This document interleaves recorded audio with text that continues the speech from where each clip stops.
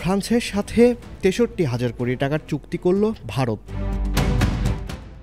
এই চুক্তিতে ফ্রান্স থেকে ২৬টি রাফাল এম যুদ্ধ বিমান কিনবে ভারতের প্রতিরক্ষা দপ্তর।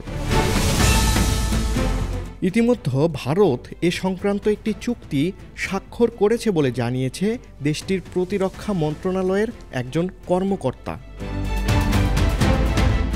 সোমবার ২৮ এপ্রিল এ চুক্তি হয়েছে বলে জানিয়েছে ব্রিটিশ বার্তা সংস্থা রয়টার্স।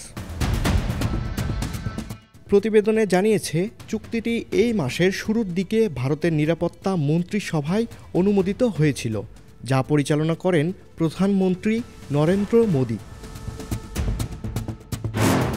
বর্তমানে ভারতীয় বিমান বাহিনী ৩৬টি রাফাল যুদ্ধবিমান পরিচালনা করছে, তবে বিমান বাহিনীর বিমানবহর প্রধানত রাশিয়ান মিগ-২৯ জেট দ্বারা গঠিত।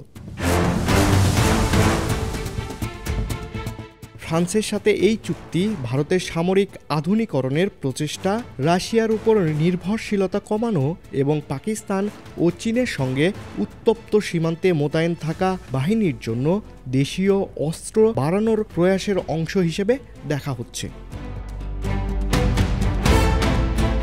এই চুক্তি ভারতের দীর্ঘদিনের ফরাসি সামরিক সরঞ্জামের উপর নির্ভরশীলতার আরেকটি পদক্ষেপ।